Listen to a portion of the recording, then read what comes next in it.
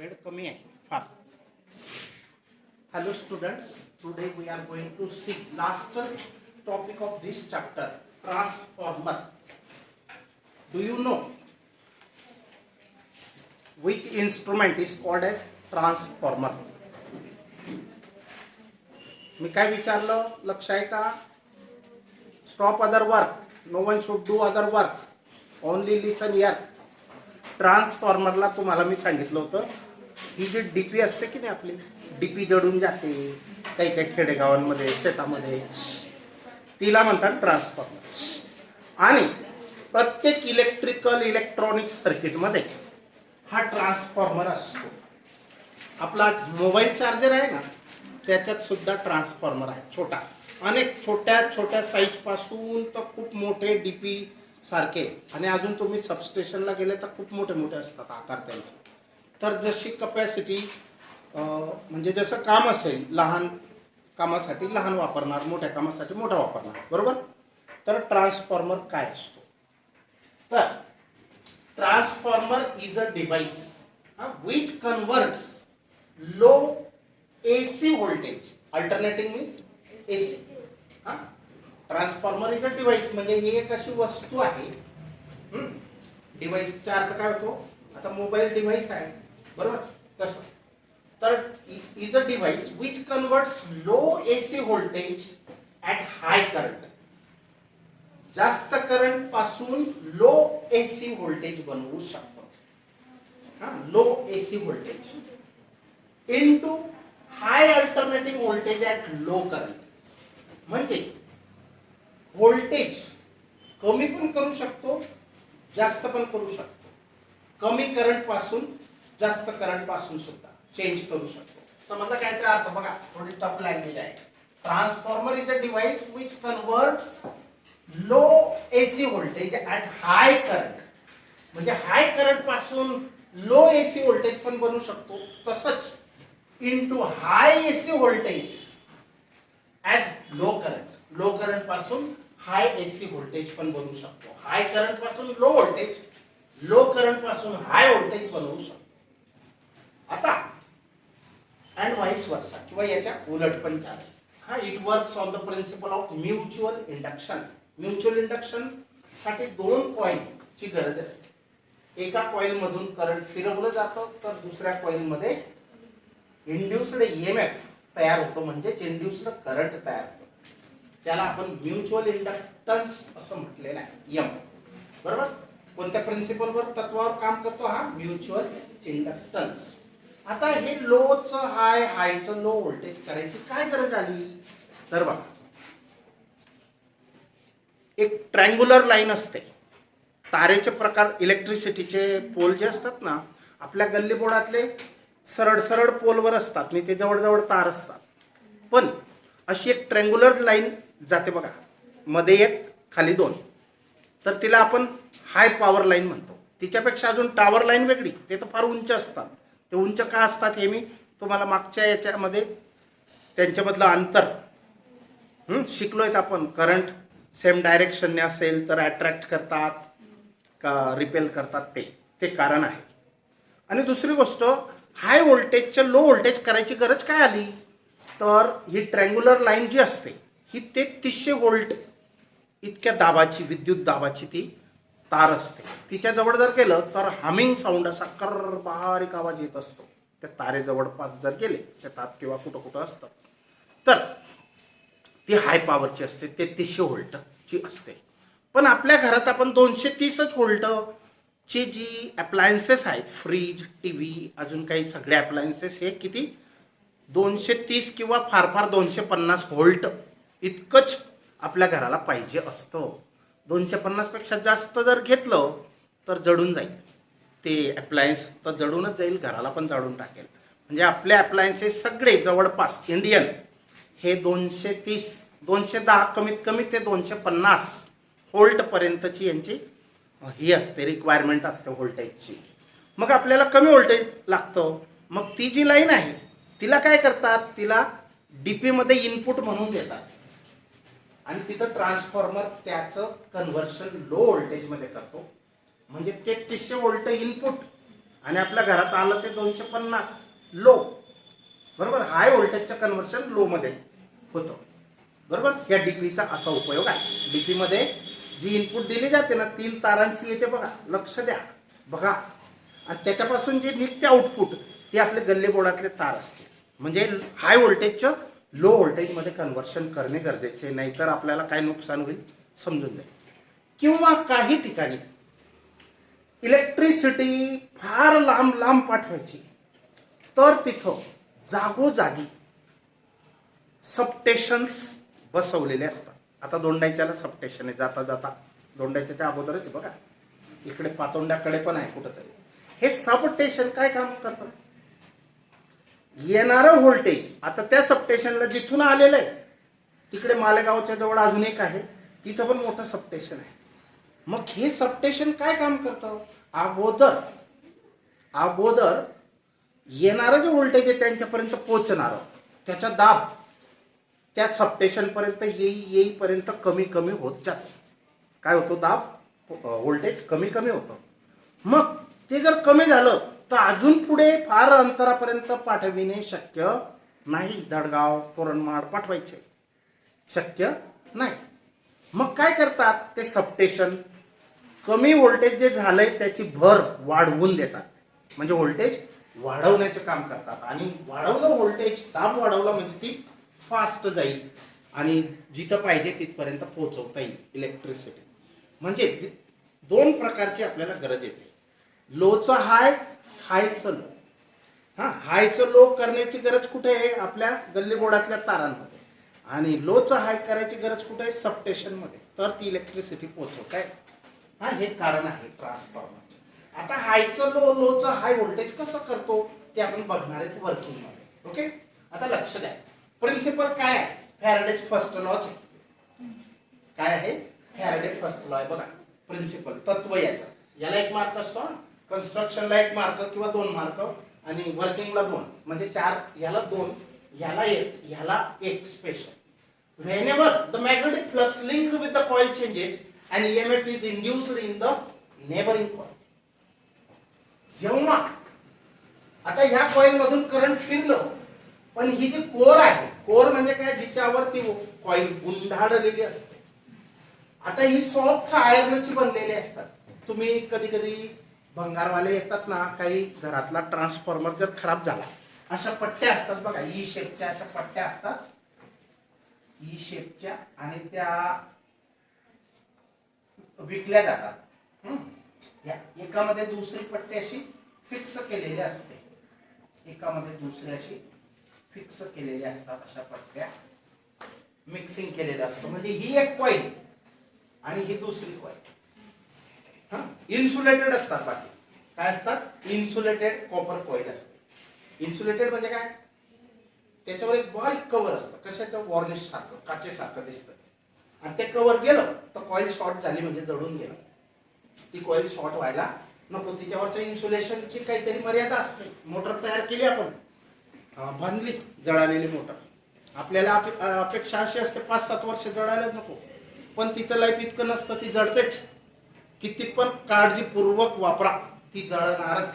केव्हा जळते, wire, motor जळाली म्हणजे काय, हिच्यावर जे वॉर्निश सारखं इन्सुलेशन असतं ते जळून जातं. ते जळालं म्हणजे याच्यातलं करंट या कोर मध्ये उतरतं, त्याच्यातलं करंट हिच्यात उतरतं, म्हणजे शॉर्ट झाली असं त्याला म्हणतो आपण, शॉर्ट सर्किट. तर हे याच्यावर कव्हर पाहिजे, इन्सुलेशन पाहिजे दोघं कॉइल्सवर. म्हणजे जरी या कोअरवर, सॉफ्ट आयर्न कोअर, पत्र्याच्या अशा ह्या असतात चौकोनी, आणि त्यांची गड्डी केलेली असते, एकावर एक एकावर एक अशा, समजलं का, अशी एक, अजून दुसरी एक, तिसरी एक, अशी गड्डी केलेली असते. रेक्टॅंगल किंवा स्क्वेअर शेप मध्ये असतात, आणि त्यांच्यावर मग वाउंडिंग केली जाते. तुम्ही कोणत्या पण इलेक्ट्रिकल दुकानात पाहू शकता. हे ट्रान्सफॉर्मर काय म्हणा, जुनापणा पडलेला दाखवा, तर बघू शकता.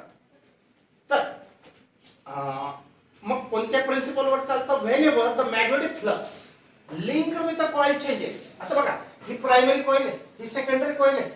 प्रायमरी कॉइल मधून करंट फिरल्यामुळे काय तयार होईल, मॅग्नेटिक फील्ड तयार होईल, आणि ती कोणावर आहे, कोअरवर गुंडाळलेली असल्यामुळे कोअर मॅग्नेट बनतं. कारण लोखंड आता काय बनलं, मॅग्नेट बनलं. सॉफ्ट आयर्न आहे, सॉफ्ट म्हणजे पत्र्यास. तर ह्याच्यामधलं मॅग्नेटिक फ्लक्स चेंज होतो आणि ते मॅग्नेटिक फ्लक्स कोणाच्या लिंकिंग मध्ये, सेकंडरी कॉइलच्या. तर सेकंडरी कॉइल मध्ये काय तयार होईल, इंड्युस्ड ईएमएफ तयार होईल. समजलं मग पहिला प्रिन्सिपल याचा फर्स्ट, फॅराडेज फर्स्ट लॉच आहे. Whenever there is a change in magnetic flux linked with the coil and EMF is produced or induced in the neighboring coil or. आता हिचं नेबर ही आहे बरोबर. आता कन्स्ट्रक्शन काय आहे बघा, मी अगोदर सांगून टाकलं. It consist of two coils, primary and secondary. दोन कॉइलचा समावेश आहे, प्रायमरी अँड सेकंडरी. इकडची प्रायमरी, इकडची सेकंडरी. मग bound on primary and secondary, insulated from each other. Insulated म्हणजे एकमेकांचं करंट मिक्स होणार नाही, दूर आहेत त्या. हिचं करंट असं फिरून इकडूनच निघणार, तिचं करंट फिरून इकडूनच निघणार, दोघं करंट शॉर्ट होणार नाही. Insulated from each other. Wound on a soft iron core, म्हणजे पत्र असतो ज्याला गंज लागतो तो सॉफ्ट आयर्न. रेल्वेची पटरी जी असते ती सॉफ्ट आयर्न नाही, ती पोलादी असते, तिला गंज लागत नाही लवकर. सॉफ्ट आयर्न म्हणजे गंज लागतो लवकर, असं ओळखायचे सॉफ्ट आयर्न. तर core input is applied across primary. Input म्हणजे खाऊ घालणे आणि आउटपुट म्हणजे जसं आपण जेवण करतो म्हणजे इनपुट. आणि आपण जितकं काम केलं, कोणतंही काम करा, बोलायचं करा का शेतातलं करा, ते आउटपुट. तर input is applied across primary, याला खाऊ घालतात, काय करंट देतात, व्होल्टेज हाय लो जे द्यायचे कसं. तर across primary and output is taken, आणि घेतलं जातं त्याचं आउटपुट अक्रॉस सेकंडरी. बर समजलं. मग आता ट्रान्सफॉर्मर, टाइप्स ऑफ ट्रान्सफॉर्मर दोन आहे, स्टेप अप आणि स्टेप डाऊन. मी तुम्हाला आधीच दोन उदाहरणं दिली. आपल्या गल्ली बोर्डातली तार मध्ये जे करंट आलंय ते किती व्होल्टचे, 210 पासून तर 250च्या दरम्यानचे. कमी जास्त होत असतं ते, पण 210च्या कमी नाही आणि 250च्या जास्त नाही. जर 250च्या जास्त झालं, तुमच्या घरातला टीव्ही वगैरे जळून गेले समजून घ्यायचं. कधी कधी असं होतं, कधी कधी होतं घरातले बल्ब डायरेक्ट फाडकन उडून जातात, म्हणजे हाय व्होल्टेज झालं. तर 250च्या पुढे गेलं तर आपलं कोणतंच अप्लायन्स चालत नाही, म्हणून त्याला 230 पर्यंत मीडियम ठेवतात, 25-30. 50 to 50 पर्यंत जाऊ देत नाही, किंवा 210च्या खाली पण येऊ देत नाही, कारण त्याचा पण लॉस असतो. बस स्टेप अप हा ट्रान्सफॉर्मर कोणता सांगितला, सबस्टेशन मध्ये जो असेल. स्टेप अप म्हणजे काय, कमी व्होल्टेजचं, कमी दाबाचं रूपांतर जास्त दाबात तयार करते. स्टेप डाऊन म्हणजे आपल्या गल्ली बोर्डातला जो डीपी आहे तो डाऊन करतो, म्हणजे जास्त व्होल्टेजचं रूपांतर तो कमी व्होल्टेज मध्ये करतो. बरोबर. आता तिथं एनपी अँड एनएस म्हणजे number of turns of primary, या हंड्रेड्स ऑफ असतात. फक्त आपल्याला समजण्यासाठी 2-4 काढलेले आहेत. तर एनपी म्हणजे काय, number of turns in the primary coil. आता बघा इथून एक टर्न झाली, दुसरी टर्न झाली, समजलं, टर्नचा अर्थ. आणि एनएस म्हणजे काय, number of turns in the second. मी काय ते डिटेल लिहिलेत नाही. ईपीईएस काय आहे, EMF produced in primary coil. ES means EMF produced in secondary. IP means current flowing through primary and current flowing through secondary. फक्त 2-4 मिनिटं ही सोपं आहे. Don't get disturb. Step down transformer कोणाला म्हणायचं, स्टेप डाऊन म्हणजे इकडे खाईल जास्त देईल कमी. स्टेप डाऊन कमी करतो, स्टेप डाऊन. सॉरी, पहिला स्टेप अप घेऊ आपण. स्टेप अप, स्टेप अप म्हणजे काय, खाईल कमी काम जास्त करेल असा स्टेप अप. मग त्याच्यामध्ये number of turns of primary कमी असतील, म्हणजे हिचे टर्न्स कमी आणि तिचे जास्त, म्हणजे स्टेप अप होईल, व्होल्टेज जास्त वाढेल, ईएमएफ जास्त तयार होईल. दिलं कमी खायला, तयार केलं जास्त. बघा जादू, जादू नाही, सायन्स आहे. NP is less than NS. समजलं. स्टेप अप कोणाला म्हणायचं, number of turns of primary is when less than the number of turns of secondary. And primary coil is made from thick wire. जाड असते ही wire step up मध्ये. ही जाड आणि ती अगदी बारीक असते, केसासारखी बारीक वायर असते. थिक, प्रायमरी थिक असते, सेकंडरी कशी असते, थिन म्हणजे बारीक. कॉपरचीच असते, इन्सुलेटेडच असते, फक्त थिकनेस हिचा जास्त हिचा कमी, बरोबर. आणि दुसरी गोष्ट, करंट इन प्रायमरी जास्त असतं पण ईएमएफ इन प्रायमरी कमी असतो. हा, करंट कोणापेक्षा, इकडचं करंट हे जास्त, तिकडचं करंट हे कमी. आयएस म्हणजे करंट इन सेकंडरी, बरोबर. EP EMF in primary is less, इकडे ईएमएफ कमी आहे, आपल्याला वाढवायचं आहे ना step up. EMF in secondary is greater, समजलं. आणि त्याच्याच ऑपोजिट हे आहे स्टेप डाऊन. बघा, NP is greater than NS. Primary is thin. आता इथं काय, प्रायमरी डाऊन करायचंय, प्रायमरी थिन आहे आणि सेकंडरी थिक आहे, डाऊन करायचंय. In this type IP is less than IS and EP is greater than ES. बघा हा, हे फार इम्पॉर्टंट आहे, हे सीईटी एमसीक्यू वगैरे मध्ये इम्पॉर्टंट आहे. आता वर्किंग, काम कसं करतं. when an AC voltage is applied to the primary coil, जेव्हा आपण प्रायमरी कॉइलला AC व्होल्टेज देतो, the current through the coil goes on changing. ह्या कॉइल मधलं करंट बदलत जातं. हा, बिफोर बेल देऊन टाकली त्याने, अजून 9:15 सुद्धा नाही झालेले, पण मी लवकर. तर the current through the coil goes on changing. त्याच्यानंतर hence the magnetic flux through the core also changes. हे current goes on changing, current कमी जास्त झालं, एसीचा अर्थ तो आहे, कमी जास्त होतं ते. याला एसी दिलं, एसी व्होल्टेज, तर करंट चेंज होतो. करंट चेंज झालं तर त्याने बनवलेलं मॅग्नेटिक फ्लक्स कोअर मधलं पण चेंज होईल आणि मॅग्नेटिक फ्लक्स ही कोअर याला देते आणि ते चेंज झालं तर याच्यामध्ये ईएमएफ तयार होतो. हा, as this changing magnetic flux is linked with the both the coils. हा चेंजिंग मॅग्नेटिक फ्लक्स याच्यामध्ये तयार होणारा हा तर दोघं कॉइलच्या लिंकिंग मध्ये आहे. And EMF is induced in each coil. तर इंड्यूस्ड ईएमएफ हा प्रत्येक कॉइल मध्ये तयार होते. हे समजणं फार इम्पॉर्टंट आहे. समजलं का. एसी करंट प्रायमरीला दिलं तर ते चेंजिंग करंट असल्यामुळे चेंजिंग मॅग्नेटिक फ्लक्स कोअर मध्ये तयार होतो आणि कोअर तर दोघं कॉइलच्या लिंकिंग मध्ये मध्यस्थी करता येते. तर इथे इंड्यूस्ड ईएमएफ तयार होतो सेकंडरी मध्ये. हा, तर the number of turns of the coil left and depends on number of turns. हे घडणे ईएमएफ तयार होणे हे कशावर पण अवलंबून आहे, नंबर ऑफ टर्न्स वर पण अवलंबून आहे, कोणाच्या किती. तर एनपी अँड एनएस लेट काय, number of turns in the primary, number of turns in the secondary. आता फ्लक्स प्रायमरी मध्ये जो तयार झाला सेल्फ इंडक्टन्स फाय पी कसा काढणार आपण, एका टर्नचा फाय. अशा किती टर्न आहेत, एनपी. तर total flux in the primary मधला टोटल फ्लक्स किती, एनपी फाय. एका टर्नला फाय, अशा एन टर्न आहेत, एनपी टर्न आहेत, तर टोटल किती होईल, total flux in the primary 5p is the. तसाच आयएस सुद्धा टोटल टर्न. बर, आता बघा ईपी लिहू शकतो आपण. ईपी कसा लिहितात, second law, Faraday's second law. E is directly proportional to D phi by D T, बरोबर. हा 5p ची व्हॅल्यू टाका, एनपी फाय. त्याच्यातला एनपी हा फिक्स कॉन्स्टंट आहे, हे मायनस साइन लेंजने दिलं. एनपी फिक्स आहे, मग राहिला काय, फाय. समजलं ना. 5p ची व्हॅल्यू ही टाका इथं, या 5p ची व्हॅल्यू एनपी फाय टाका, त्याच्यातला एन पुढे घ्या, एनपी.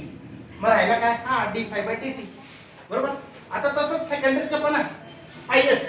फायएस ची व्हॅल्यू टाका, एनएस फाय, एनएस पुढे घेतला, D phi by D T.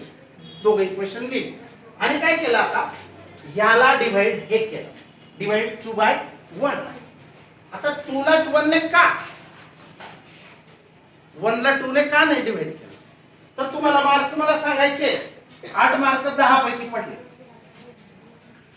पडलेले म्हणजे सेकंडरी, म्हणजे तयार किती झाला ईएमएफ सेकंडरी. असं लिहितो की नाही आपण, किती पैकी किती. म्हणून असं लिहिण्याची पद्धत असते, ईएस अपॉन ईपी. जर केलं तर बाकीचं सगळं कॅन्सल होतं आणि मायनस साइन पण चाललं जातं. राहिलं काय, NS upon NP. Very important formula. This is called as turns ratio. Very important. हा, व्हॉट इज टर्न्स रेशो विचारतात. त्याच्यानंतर फॉर आयडियल ट्रान्सफॉर्मर हा आयडियल असावा अशी अपेक्षा केली जाते, पण ट्रान्सफॉर्मर आयडियल बनलेला नाही आजपर्यंत. आता आयडियल म्हणजे काय, त्याला जितकी इनपुट पॉवर दिली तितकी त्याने आउटपुट पॉवर द्यायला हवी. पॉवर कशी फाइंड करतात? EI पॉवरचा फॉर्म्युला VI आहे ना, तर V म्हणजे व्होल्टेज PD, आपण त्याच्या जागेवर EMF घेतोय तो पण हा P EI. मग EI प्रायमरी म्हणजे इनपुट, EI SS म्हणजे आउटपुट, बरोबर. आता ES अपॉन EP करा, काय मिळेल? ES upon EP IP upon IS. आता ह्याच्या बरोबर हे पण आहे, त्याच्या बरोबर हे पण आहे. फरक काय आहे? ES अपॉन EP एकच झाले याच्या दोघं, आणि हा एकदा लिहिला, हा एकदा लिहिला, म्हणजे याच्या इक्वलच दोघं आहेत ना. मग फरक काय? SP S वर P खाली. नंबर ऑफ टर्न्स मध्ये सेम आहे, पण करंट मध्ये उलट आहे. हा इथं येते दिलेलं. आता efficiency of transformer, last topic, 1 mark. Efficiency म्हणजे काय? कार्यक्षमता. एक जण 4 भाकरी खातो आणि काम थोडंसंच करतो. एक जण 2च किंवा 1च खात असेल पण काम भरपूर करत असेल. हु इज इफिशियंट? जो कमी पॉवर घेऊन जास्त आउटपुट देईल, दॅट इज इफिशियंट, कार्यक्षम. मग इफिशियन्सी कशी ठरवली जाते? आता मी मार्कांचं सांगितलं. आउटपुट पॉवर अपॉन इनपुट, म्हणजे ह्या पॉवरला डिवाइड बाय ही, तो रेशो जनरली 1 यायला पाहिजे. हा रेशो सेम असेल तर 1 येईल ना, कारण input power is equal to output power for ideal transformer. मग इफिशियन्सी ऑफ ट्रान्सफॉर्मरचे डेफिनेशन काय आहे? It is defined as the ratio of output power to the input power. Efficiency denoted by letter N, output power upon input. हा symbol आहे, हा output OP IP. मग output power कसा आहे? ESIS. हा ESIS कुठेतरी लिहिलाय आपण पॉवर. हा ESIS आणि EPIP. हा पण इम्पॉर्टंट फॉर्म्युला, हा पण important, very important. Okay, now will stop.